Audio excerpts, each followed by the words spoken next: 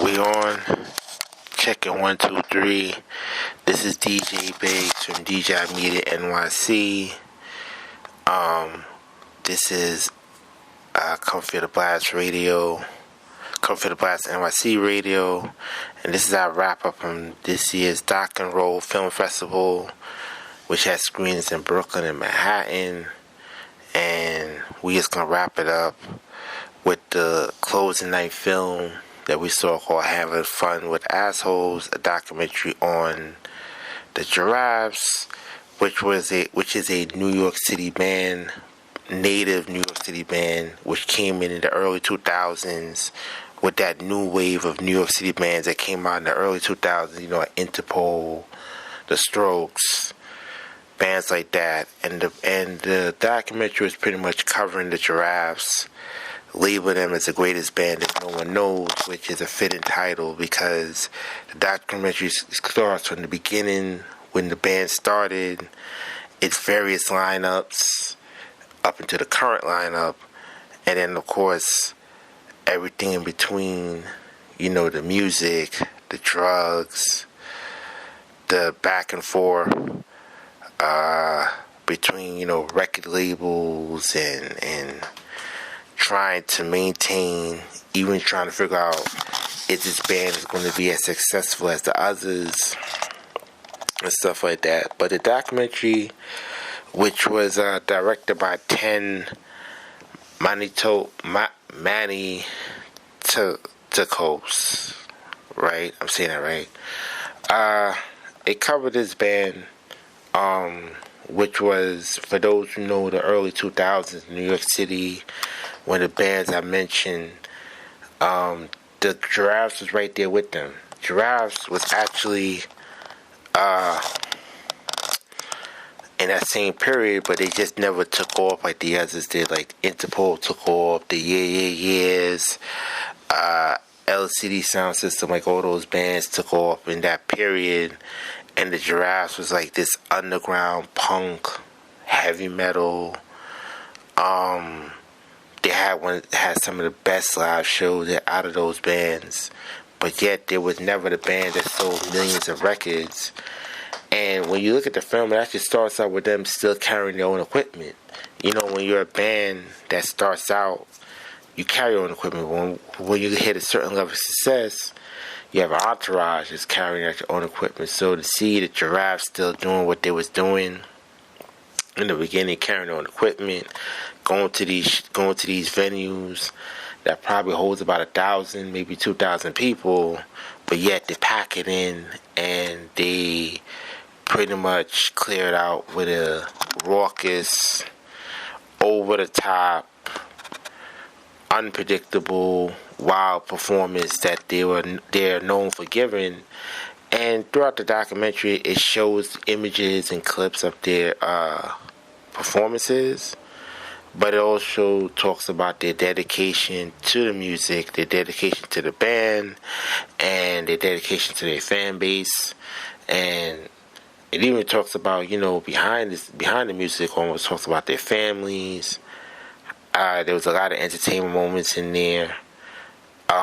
We pretty much was exposed. We wasn't really exposed to the Giraffes in that period. The other bands we mentioned, they was more out there. So for us, it was kind of harking back to the days of the early 2000s in New York City, when New York City was actually New York City. Even then, but these bands that took off out of that period was great and still put out great music. However, a lot of those bands now, they still put out music, but not at the level that they did in that period. Whereas the Giraffes was this slow grind, build up, where they still put out music to this day. And even though they haven't put out a lot of music due to labels and stuff like that, they're still touring, which was the beauty that, as a musician, you're still touring, you're still putting out your music out there. And we thought to ourselves, like, man, this band, we definitely gotta start going back into the music. So it opened our ears to something that we thought we heard, but we didn't. But we definitely thought that the documentary, it opened up our eyes, yes, but it also gave like new fans in a way, which sometimes is good because sometimes you feel like you heard everything, but then you hear a band, you're like, damn, I never heard this band. Why I never heard this band? So now we got a chance to hear the Giraffes. The documentary itself, it more talks about being passionate about music, which we could talk about another day, about how a lot of these musicians today are not passionate, how a lot of these musicians are just really doing it for money and fame and not doing it because they actually love the art, the music. And this documentary kind of shows that. It shows that this man is very, very hands-on when it comes to their legacy, very hands-on when it comes to being one of those bands that people want to talk about for years and years. But also at the same time is that despite all of that, the passion for the art of music is still there, the writing and everything else. So Having Fun with Assholes, by the way, is really a name of one of their songs, about 15, 16 years ago. And we kind of was like, wow, this is a great film from beginning to end.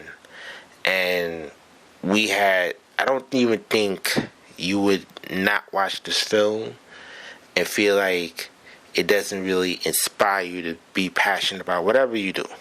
And I think that's one of the key elements of this documentary. We sat there and we was blown away by it. It kind of inspired us to be like, you know what, we keep putting out these wrap-ups and things for you guys because we're passionate about the art. We want people to love our content and hopefully, build a great fan base where people's listening to us. So that was one of the things that we took away from this documentary. We didn't catch the Q&A, but we didn't catch the Q&A. However, we must say, if you ever get a chance to see this film, definitely go check it out.